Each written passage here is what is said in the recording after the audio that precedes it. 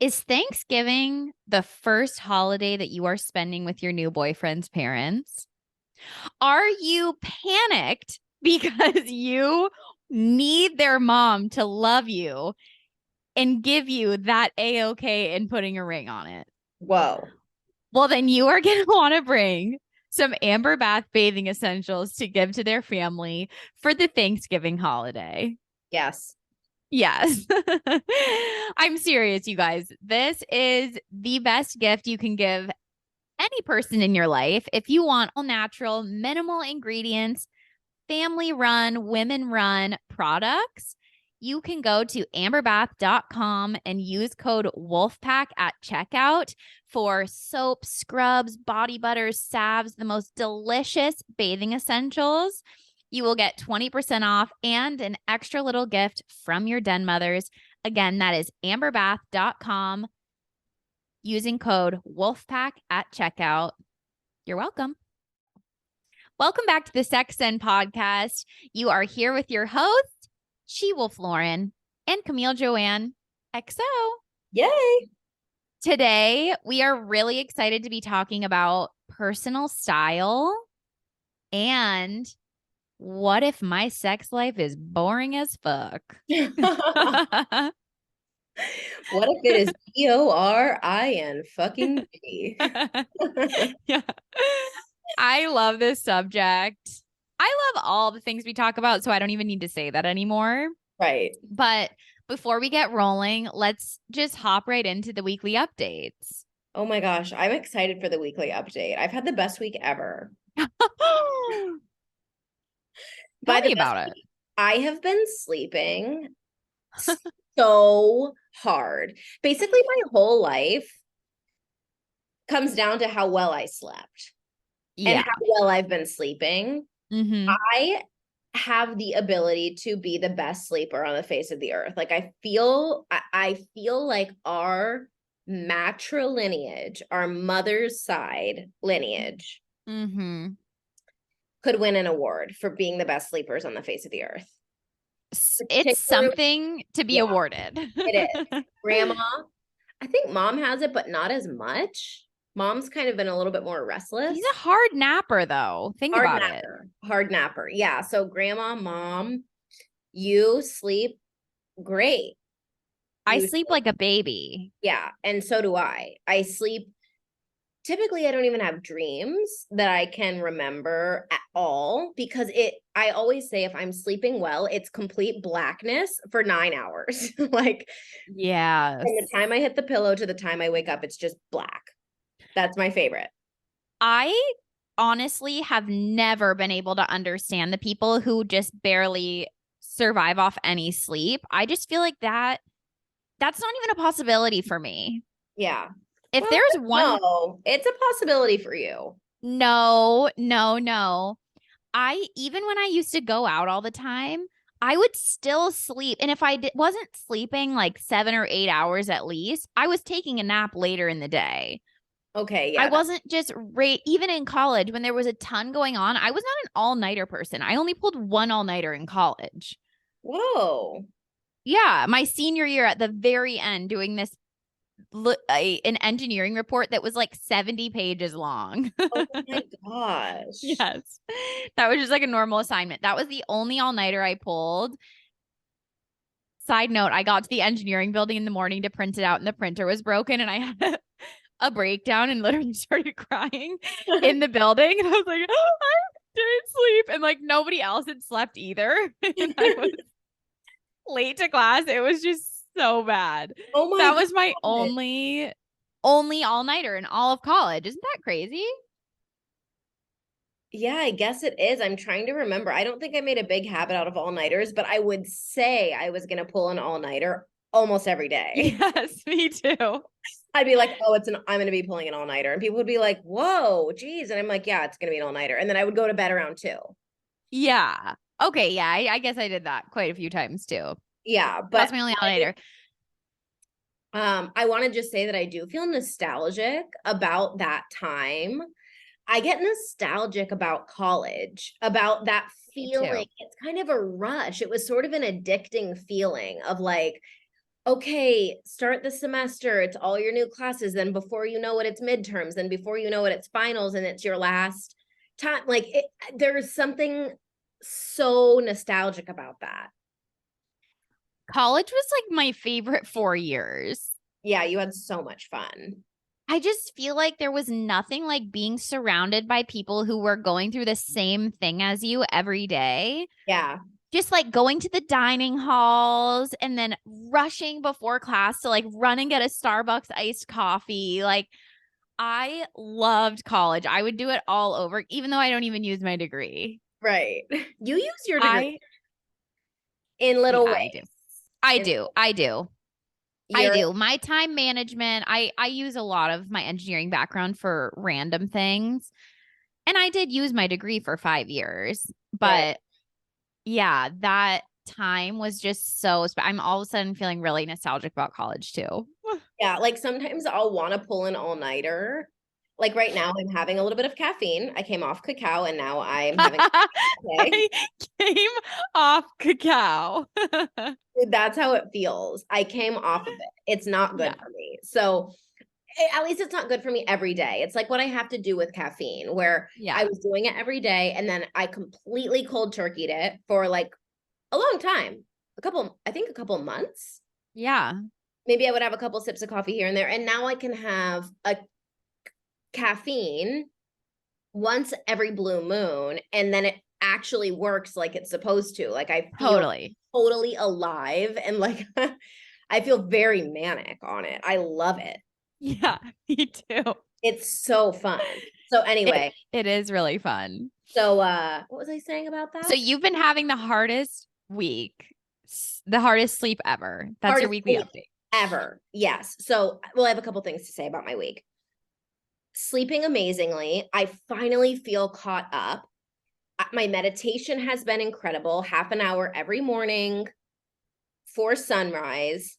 Today I sunned my perennium in my house. The windows completely open, like screens open, windows open, and I get the sunrise directly into my living room. So I like probably burned my butthole in the sun, but it felt great. You bleached your own asshole. Bleached my own asshole.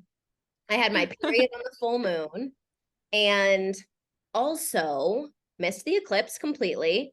So did But I. I like didn't even know it was happening because I haven't been on my phone. And I actually have something that I want to say about astrology when we get into our thing. So don't let me forget. Um, Okay. but I wanted to just say that we have a new family member in here in Tulum, and her name is Rosie. Shane and I got the major hookup. We were going to go to the beach last weekend, didn't end up going. Right when that happened, I got on Facebook Marketplace and I could not find a scooter to save my life, except for all of a sudden one popped up and I thought it was just for rent because it was too perfect. No, this woman was selling it because she had to buy a car. It was brand new. She drove it down from Playa, and within 1 hour, we found the scooter we wanted. She delivered it. It's a 2022. I just can't even tell you how everything just perfectly lined up. And now we have the scooter of my dreams. It's like the cutest thing I've ever seen. It is so cute. You have It's to so look at Lauren's personal page. backup account. Yeah. Yeah, so if you look at my personal page, which I highly recommend following because it's just so fun, I post on there like no filter. It's just like 2014 It's Instagram. your life. It's my Yeah. life. And that's under Lauren White Wolf. So if you want to follow at Lauren White Wolf, go ahead and do that and you can see Rosie. Rosie is a bad bitch. I can't wait to get one that's matching. Oh, you're gonna hop on the back of it and I'm gonna toot you around Tulum. Okay. My week update Yes. is that I am in love with this new city I'm in and I'm scared. Wow. That is Yeah. so wonderful. I went to a volleyball meetup where I got to play beach volleyball. And honestly, I'll say it, I find great confidence in when people find out how good I am at volleyball. We're so good at volleyball. Because I played through high school and then I've played some doubles here and there, like some beach a little bit here and there, but I'm an athletic type. We've said it once, I'll say it again. So I just pick it up again and you kind of show up to those leagues that's like, hey, everybody's playing beach volleyball. And you don't really know the skill level. But I did a couple moves where people cheered.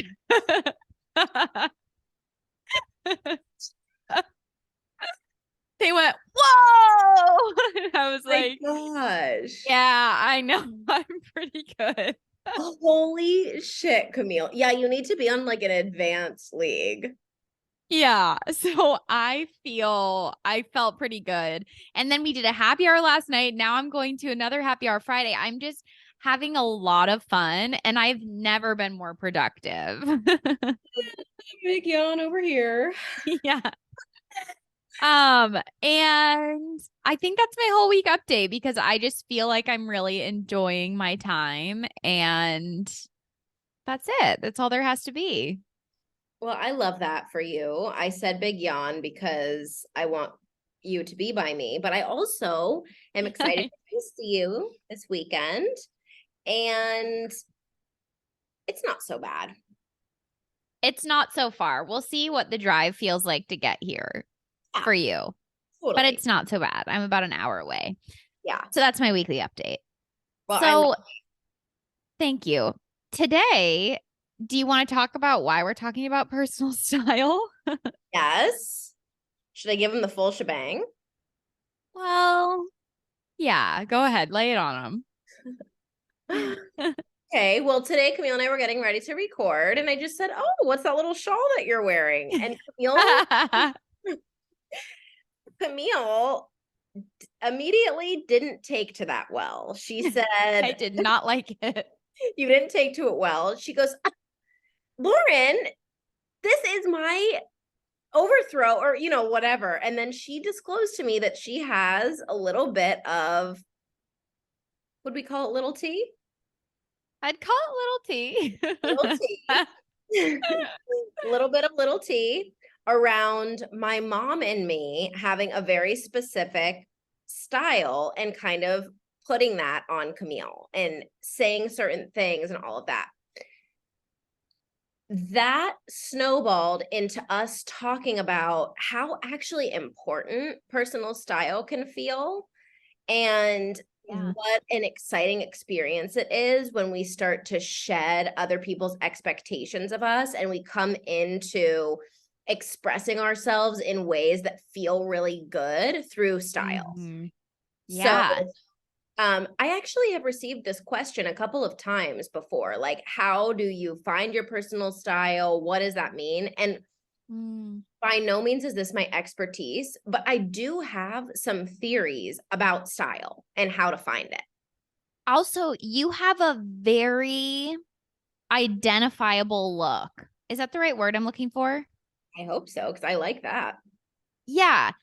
Like somebody is not going to see you in just like a casual outfit that everybody else would be wearing. I feel like you stand out, not only just because you're shaved blonde hair, but the earrings, the jewelry, the bedazzle, if you will.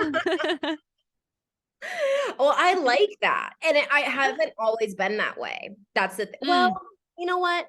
I actually was. Even in high school, I would wear heels. I had a you roll. had your own style always. Yeah, I always did have my own style, but then I did go through this phase where any boyfriend I would date, I would take on their style, and I ended up getting pretty Totally. confused about like who I was. Totally. Yeah, Totally.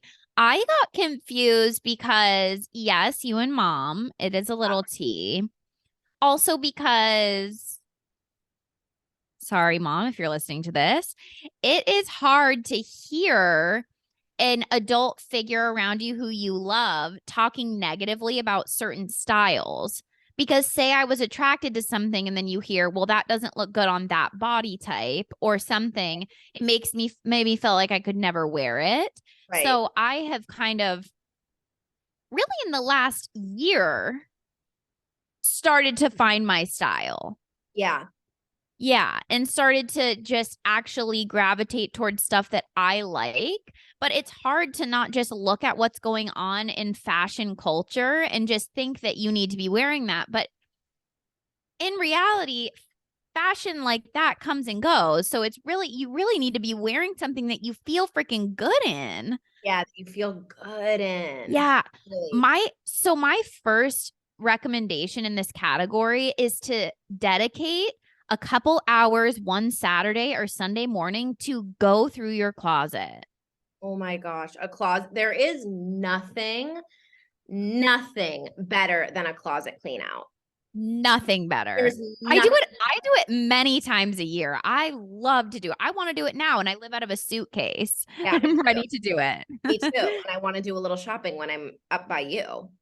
Yeah, it feels so good because here's why. If you're going through all of your clothes and you are hating the way your body looks in a piece of clothing, it's time to cut the cord.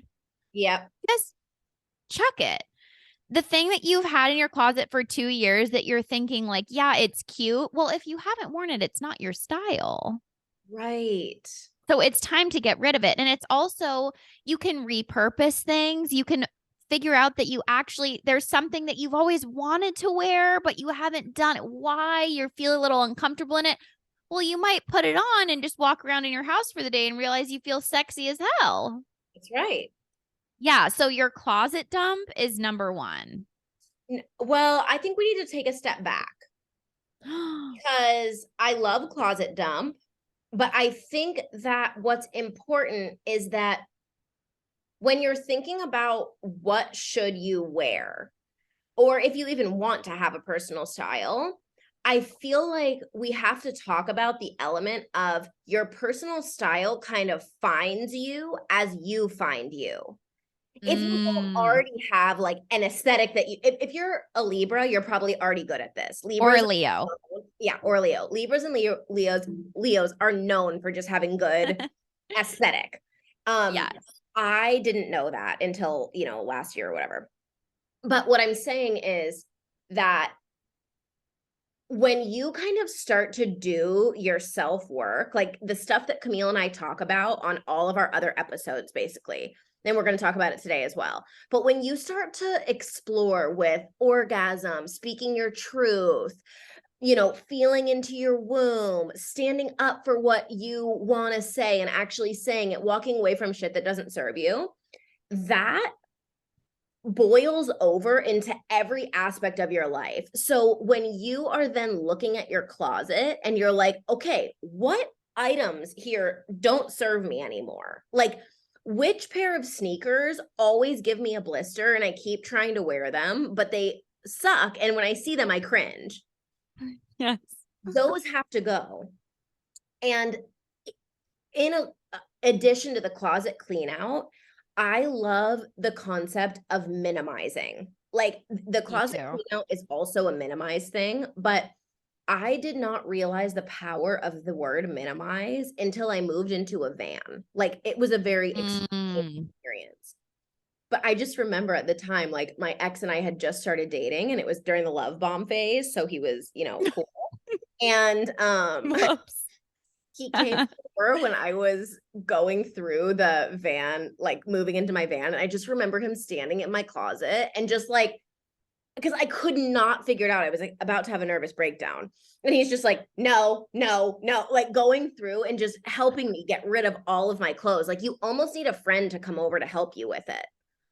My ex actually did that for me. I was like, I cannot figure out what to keep or not. And he literally, I mean, we had been together for 2 years. Yeah. He just went through and he's like, no, no, this is out of style. This is ugly. No, no, no. I'm like, Yeah. okay. And actually, our friend Ashley did that for me once too. She's like, no, that's out of style. I tried on everything for her. And she's also really good at aesthetic. Yeah, she's a She's Leo. a Leo. Yeah. Oh my God, she's a Leo. Yeah. Anyways, shout out Ash if you're listening. Yeah. It does really help to have a friend there with you witnessing. Yeah, like somebody that you can trust to tell you the truth, not to hurt your feelings, but to tell you the truth. Yeah. So if you need help, you could even FaceTime somebody, and just be like, I need to do a wardrobe overhaul and just Yep. get rid of the shit that stuff, just doing that, and that includes your jewelry, that includes your scarves, that includes your hats, that includes your shoes, like going through and getting rid of first, and then just sit with what you have. Mm. Wear that in different combinations. Tie a jean jacket or a leather jacket around your waist. Like tie something up around, like see if you can feel into different vibes before you add more. Yeah, I like that. I like that a lot.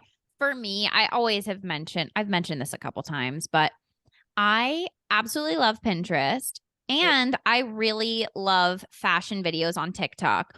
I feel like there are so many different avenues today for even seeing different style options and just giving things a try. Seeing if you find an outfit that you like on Pinterest, seeing if you can find something in your closet that resembles that or fashion it into something that looks like that. That's really helped me because fashion has never been something that came easily to me. I just kind of wore what was going on around me, like kind of blended in with the friend groups, would like borrow people's clothes and stuff. So once, man, college was tough. and then, and then, College is tough. yeah. Then after college, I went right to a corporate job. So most of my clothes were super sexy office attire, Oh my. formal office attire. So me finding my own style has really kind of just been this last year, but I've made certain Pinterest boards that I like. That's just really helped me That because is it's so tough. cute. Yeah. That's really cute. I really knew what I wanted to look like as a businesswoman, so I always looked on point in the Yeah. office. Like Yeah. every outfit I had was fabulous. Yeah. I remember Then that. when I cut that cord, the casual day style is tough. Oh yeah, casual day style is really hard. It's one of the reasons that I moved to Tulum. I'm not even joking because I was like imagining what do I want? What do I want to be wearing every day? And I was like, no shoes and a bikini top and flare bottoms, like flare pants, Me pants. too. And That's what I so want to. that's what I'm wearing every day right now. But I imagining going into a city or something is way too terrifying. Like I can't, that's a whole different level of style. But Yeah, it is really scary. I One thing that has helped me developing personal style is jewelry. oh yeah, okay. To me, it makes all the difference. And something I've really started to love is creating a new makeup routine for myself. Wow. And it doesn't have to be makeup, but I feel like that has kind of poured into my own personal style because I get excited every day to wake up and first thing do cute makeup and put on jewelry. It just makes me feel already put together Yeah, our stepmom is the queen of this, Kim. She just looks like $1 million every day. every day. Even if she's watching a football game or cleaning the house, she looks put together and it makes you Even her pajamas are cute, yeah, which you barely see her in. She's right. only in pajamas till like 6 a.m. Yeah. And then she just has, and this is important to say too, is that this has not personal style has nothing to do with body type. That's something that Mm, Camille and I both had to get over because it feels like if you're athletic or thicker or like a big girl or somebody who's really thin, there are these like particular styles that you can wear, and that just isn't true. Your personal style is what you feel good owning. If you are mm, a big girl and you want to own your belly button being out, fucking go for it. Like you're allowed to do that. And I yeah. follow a lot of accounts of women who call themselves fat girls, like fat chicks. They love it. They wear these really exciting styles. And I'm just like, that is so empowering. I love it. Yeah, they're really just going for it because there's a certain confidence in just doing what feels good. Yes, it does. And people will say Yeah. stuff, like it is. I have gotten comments I don't know, my whole life about being too much. Like always. Not Yeah. from strangers. Strangers usually really love what I'm wearing, but from like, I don't know, dad or people I've been Grandma and Jitu. I'm on Juju. Yeah. People that I really love a lot. Just being like, whoa, okay, you know? So Yeah, with tattoo. God, this even rolls into like tattoos. It's just, this is what I want to say about personal style. A lot of women are detached from this part of ourselves that is and I actually think that this applies to a lot of men too. Like if you are a man listening to this, you can find a personal style too. I have seen oh some yeah, dudes that look fucking hot in what they're wearing like my husband. as aesthetically. Shane has really stepped it up a notch. Are you kidding me? You helped him find his personal style. He Yeah, also you quit his did. job. This is what I'm gonna say. It coincides with taking risks. When you Mm, start to take risks, everything in your life improves. And I'm talking about the kind of risks that your heart's asking you to do. Because then when you're at the store and you're like, whoa, can I really pull that off? Like, I bought a queen crown. Like, I have a crown that I sometimes wear. Like, that is no joke. that's You know, that is no joke. you can just know what you want because it feels like you. It feels good. Like Yes. that's what I want to be wearing. That's what I want to be seen in. My huge Yes. sunglasses. It's just like, yeah, fuck it. Like nobody has sunglasses that big because No, I just like it. It feels good. you like it and it feels good. Yes. Yeah. I can't remember what I was saying about Oh, I Eyes. do. No, with men and women. We get detached from this part of ourselves that we call creativity Mhm. because we think that that only means you're either a musician or an artist. Right. But really, our creativity can spill out in creating our personal style within our home, with what we wear, how we do our makeup. That's a very creative aspect of being a human. I mean, Right. if you're not, you can create something every day out of what you're wearing on your vessel. I don't know anything more creative than that. Right. So, stepping into creativity and also pushing, really working on perfectionism and coming to an understanding that what you're putting on doesn't have to be this idealistic view of perfect. It just has to feel really good to you. Right. I was watching this video. I follow this woman, Sammy something, which I know everybody follows her because she is freaking fabulous. She has millions of followers. She has a fashion brand and she wears these little harnesses. She gets her cool nails done. She is like the coolest bitch I've ever seen in my life. God, who is this? Sammy Superstar? No, I'll link you to her account. She is incredible. She's big on TikTok. So she wears these harnesses that I've seen a lot of people wearing. Alyssa has one, our good friend. She said she got it from Sammy, Oh that my. style. Anyways, so as she puts on her stuff, she'll go, this isn't for everybody. She's like, has an Australian accent or something cool too, of course. And she's like, but it doesn't have to be for everybody. It's for me. She's like, I wear what makes me feel good. And Woo. Lauren put on these like cowgirl boots with this dress or something the other day. And she's like, does this look good? And I'm like, well, do you like it? It doesn't have to be what looks good typically. If you like it, then that's your style. Yes. And I really love that. So I love following accounts like that too, where they're kind of doing avant-garde looks, but just like going for it. You Yeah. know, And you're just like, okay, that's the thing. that Good. is their style. Yeah. I personally have little attacks of panic if I have to leave my house wearing something that I don't love. Like if Oh, I'm rushed so and I do have to I. leave the house and I don't love what I'm wearing, it could literally ruin my day.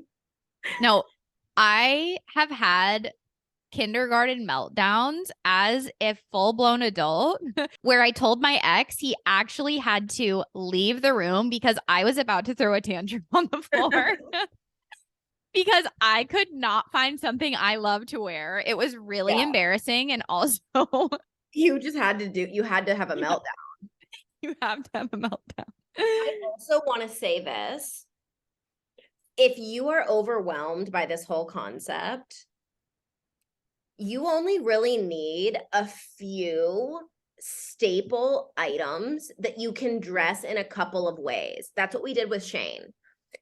Shane has a couple of shirt styles that he loves, and he has them in like a couple colors, a couple of the same pairs of shorts, and then he switches it up with like a necklace, the way his hair looks, different shoes, and it totally just, he has a whole new wardrobe, but it's a capsule style. Like it's the same couple of things with a couple cool things to dress it up or dress it down. So Yep. That's the same thing for women. Yeah, it's the same thing for women. I have a couple pairs of pants that I love, shirts that go with them, like tops that go with them. I have the same tank tops that I put a shawl over or like some kind of cool bandana, and then boom, it's a different outfit. Yeah, a capsule wardrobe. Capsule. That's how I do That's the goal. Our next topic today is talking about if your sex life is so boring. If your sex life is kind of boring, this is for you. Yeah. If you hate your sex life and every time you have sex, you are left unfulfilled. You know who this is for? Oh. In reality, this is for couples who have been together for a little bit. You think? Yeah. I mean, no, if you're single, you can be having boring sex too. But I feel like normalmente, Okay. this can happen when you slip into a routine with your current partner, whether that's Yeah. a friends with benefits, whether that's a long-term partner, multiple partners, doesn't matter. It can be really easy to just slip right into this norm where it's a little bit of foreplay, do what each other does to make yourself finish, and then the experience is over. Yeah. I also think that this is for if you are a solo person and you're kind of just masturbating the same way every single day. This is for you, because Yes. that can be a thing too, where you basically just turn on porn, whack it, or, go to Whack it. I cannot handle whack it. Well, that's what it, that's you turn what's on porn going and you whack it. Yeah, you turn on your porn and you whack it. Nothing sounds worse than that to me. Well, I guess what would you call it? No, that's the perfect term for if you're having boring masturbation, is just to turn on porn and whack it. I'm literally sweating because it's so funny. It's just to know that that's what's going on. It's just like, you're just going for it. Yeah, you're just going to so hard in the spot you like, and then it's over. Yeah, so hard it's over, and you just barely even experienced it because you've just been out of your body. That is so funny. And this goes for vagina, vulva, femme owners too. Yeah. It totally goes for you too. If you have a pussy and you masturbate the same way every time, this is for you. If you're kind of just like, oh my God, I'm like getting on Bumble because I'm so bored, or I'm getting on Tinder or whatever because I'm so bored. It's like, okay, let's amp up your masturbation practice too. Yeah, let's do it. Okay. Okay, so get us started. Kick us off. Dang, here we go. So I have been in school. I mention this every couple of episodes, but I'm really mentioning it now because I'm having to take a shitload of classes right now. Oops. I'm having to take a shitload of online courses, and I'm just learning so much. Yes. So I just took a 3-hour webinar series about what to do when sex goes wrong with couples, with penises, with vaginas, vulvas. And overwhelmingly, what we can do to make sex go right is to come back to the focus of pleasure. And Mm. this sounds, I'm going to really elaborate here, don't worry, Mhm. but that's the central focus of this lesson for today is what happens when sex goes wrong in a partnership. Let's talk about in a relationship. Is Mm. oftentimes there is communication that has been had or hasn't been had that either has nothing to do with sex or it can do with sex. But it comes into your sex life because sex is where the dust settles in a relationship. So Mm. when you are holding something back, or you've said something and it didn't land right, or you've had a conversation that either once or a bunch of times, and it's kind of snowballed into something that's kind of lingering between the two of you, it settles in the bedroom. And you can't exactly put your finger on it, but first and foremost, in order to have better sex and less boring sex, your communication has to improve. Communication is the key Mm. because communication about pleasure is the key to not boring sex, to having really amazing sex. Because what can happen, like Camille said, is when you get into those routines where there are all these assumptions happening, assumptions are Mm. also the root of terrible communication. Yeah. Assumptions are the root of terrible sex because we assume that the person either knows what we want or we assume that we know what they want. Mm. And so when we're having sex in a relationship, this just naturally happens as time moves on, where it's like, okay, I know how she gets off. I know how he gets off. We're just going to kind of do the things that we normally do and go to bed. That is not, and that's fine. If you're having sex and that feels good Yes. for you, that's fine. Yeah. But if you're having sex and you're kind of like, man, I just want more, or I'm just not feeling super connected, it's important to go back to the very basics of our human development, which is back to touch. Touch Mm. is something, there's something called skin hunger. And what this is when we're babies, we are born with the need for touch. If a baby Mm. is fed and a baby is safe, but a baby isn't touched, the baby will die. We have to be touched. And so what happens as we get older is that less and less and less touch happens.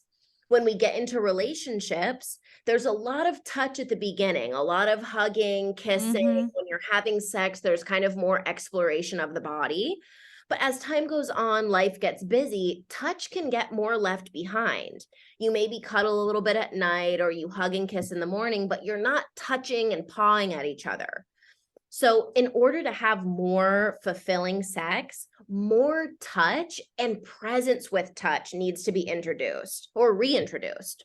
Mm. So, instead of going directly from we're horny, we're having sex, can you go from we're horny or maybe we're interested in being horny? I actually need to make a distinction there. And now we're exploring each other's bodies as if it's for the first time.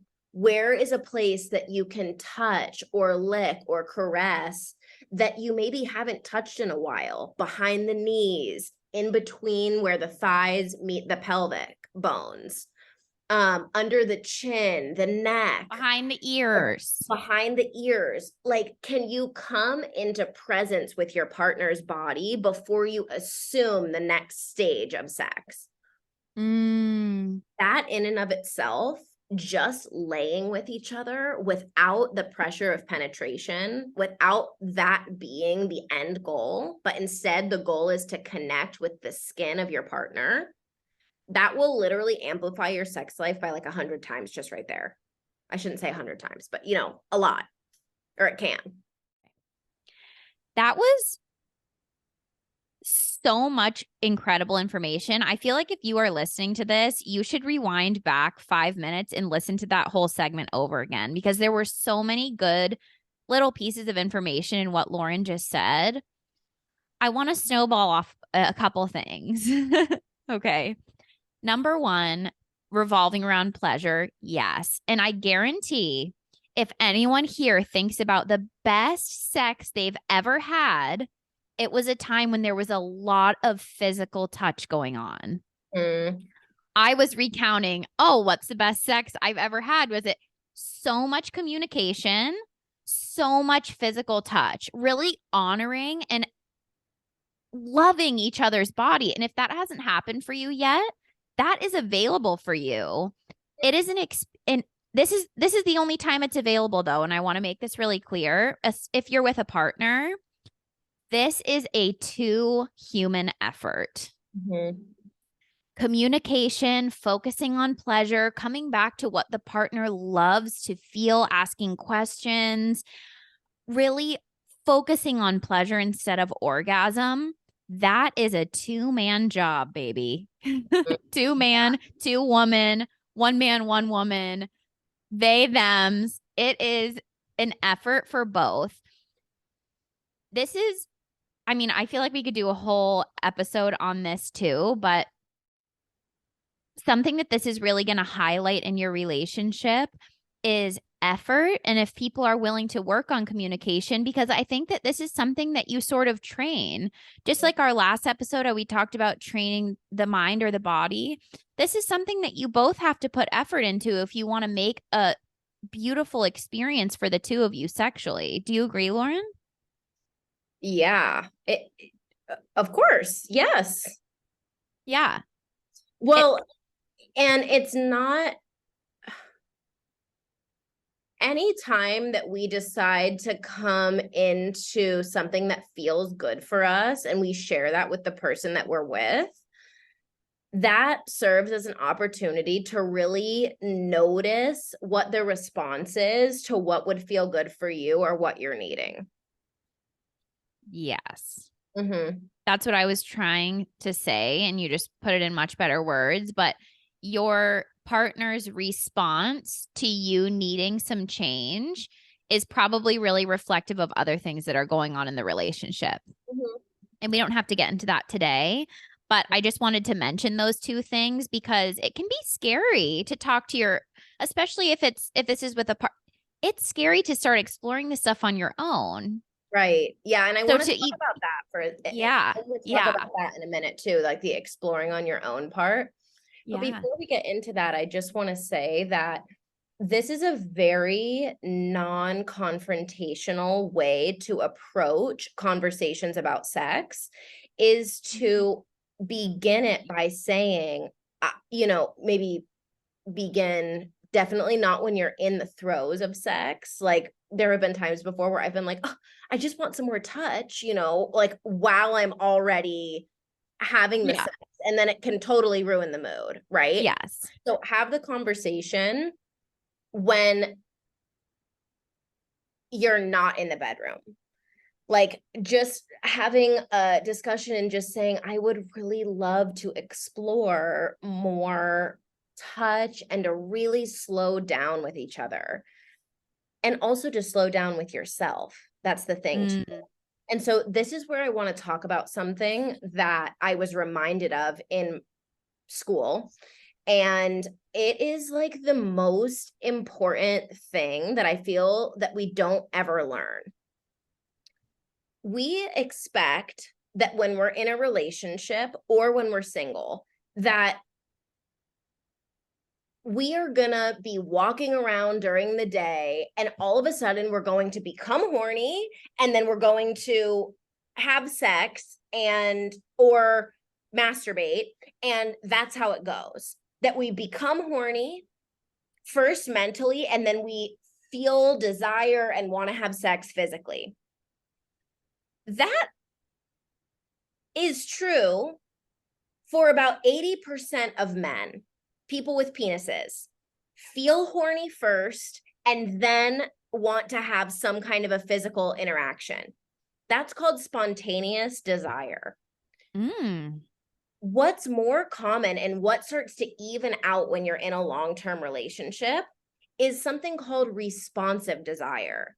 And that's when you have the intention of having physical touch time spent with your person first. And that's what makes you horny mentally, is that you lay with each other, you're touching each other, you're seeing if you can get into the mood together rather than being in the mood, then having sex. It's responsive desire. So you're being touched, you're being caressed, you're doing some kissing, maybe talking about how the day was, and seeing if your body can feel turned on during that. Responsive desire equals, in many cases, longevity of satisfaction in a long-term sexual relationship. Because if you're waiting for spontaneous desire your whole life, then there could be a long periods of time that we don't have sex with our partners because things come up that prioritize, like our bodies prioritize them higher than being horny.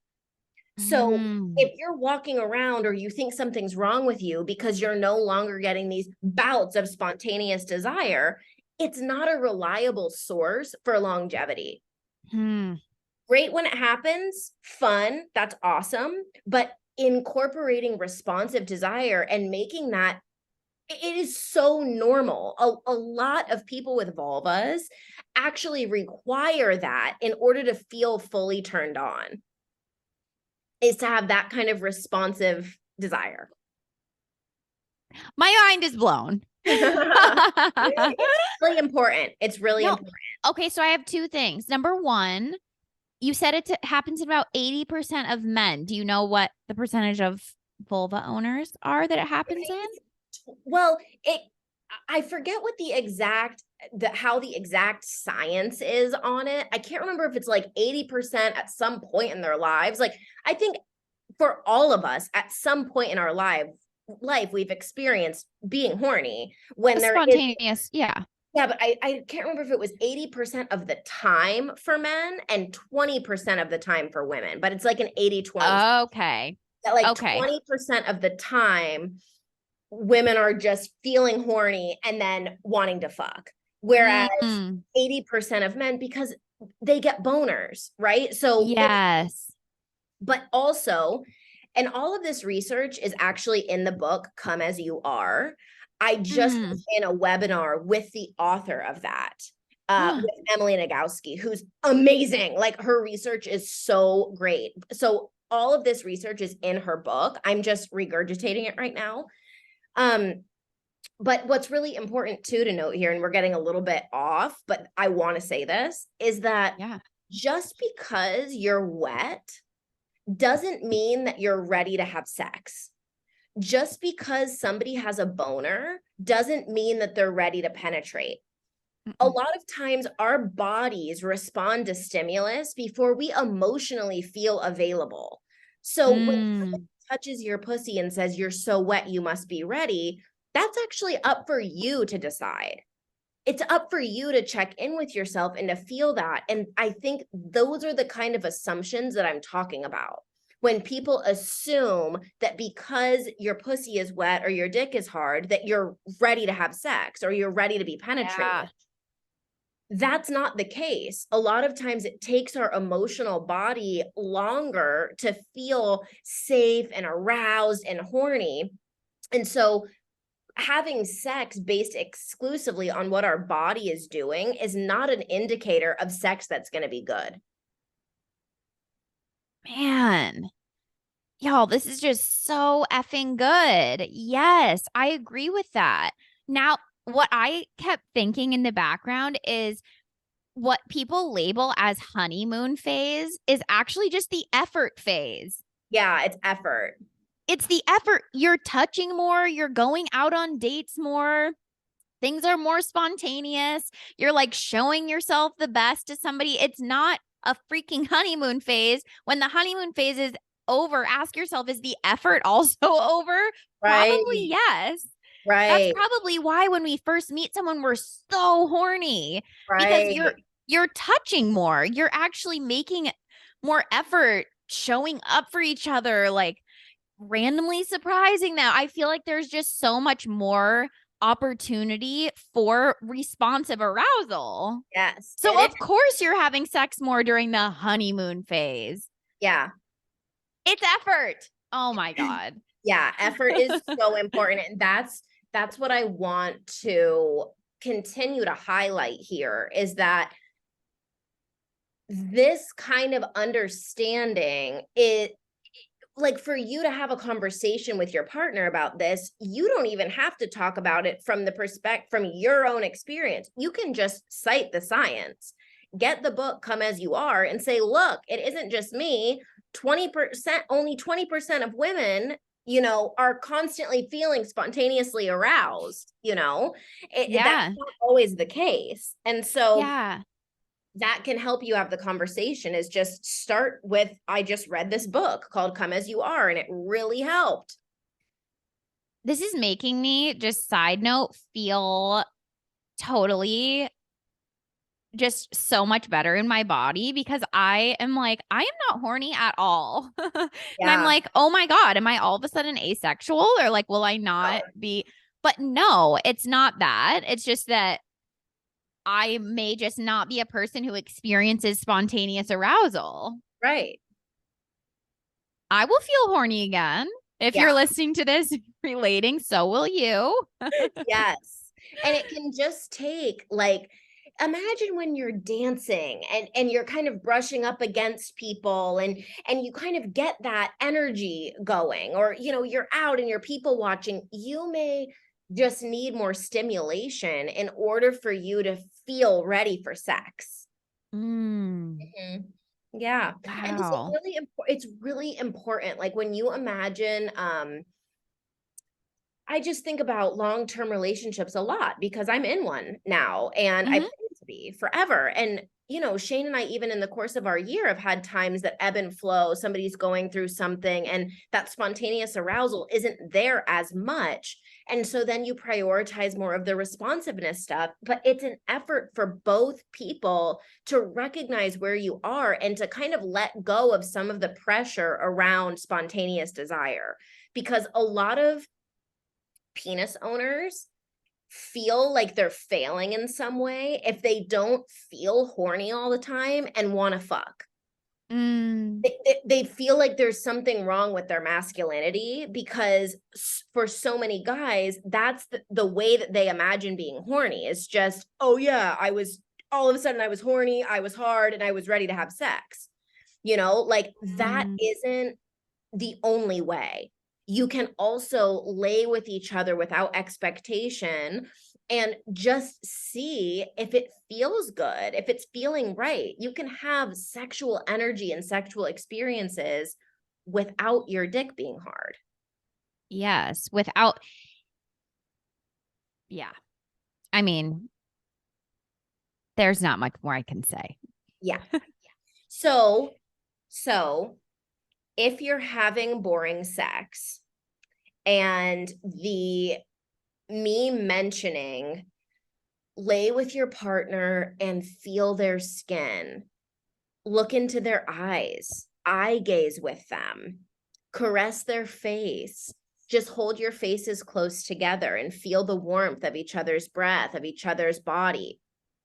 If that makes you cringe, if you're like, oh no, like if it makes you feel like there's no way you could do that, then there's more there. And I would recommend seeing a therapist together because Mm-hmm. if the thought of that is making you feel super uncomfortable and you would almost rather just have fast sex to get it over with, then there's a little bit of break in your intimacy and in your Mm-hmm. desire for intimacy with your partner, which typically means that there's an abrasion in your trust with the person, in the way that you feel safe, in the way that you feel heard, seen, valued, whatever it is. And so that Mm. in order to work on this sex piece, a lot of times if you're feeling a lot of resistance to spending close time together before having an intimate or having sex, then I would recommend getting some help on that. Yeah. And just also noting that there is no shame in seeking help on when it comes to intimacy. Yeah. because it is really, really important for long lasting, fulfilling relationships. Yep. It is our need. It is where we can find so much pleasure. It's where we can connect to God. I Mhm. mean, intimacy is really important. So, this isn't something I feel like if you're already noticing things, in my opinion, the sooner things are brought up, the better. Mhm. Again, with the responsiveness from your partner. And I want to just remind you of something Lauren said earlier, just to reiterate. The best time to do this is not while you're mid sex. Mhm. We've mentioned this before, but a car ride is a really good place for this conversation. So you're not making direct eye contact. You can kind of just bring it up. You know what? Another good way is reading the book Lauren just recommended. There are a bunch of great books, but that's a great book on it. And just mentioning that you're reading it to your partner and seeing how they respond to that. I know, especially with rejection being such a scary and sometimes like wounded part of people. I know it's hard to bring this stuff up, but the longer this goes on, the harder it gets to bring it up. Mhm. And um the more you're just losing the relationship with your intuition and something that you are not being fulfilled in and setting your boundaries and needs. So Totally. we're yeah.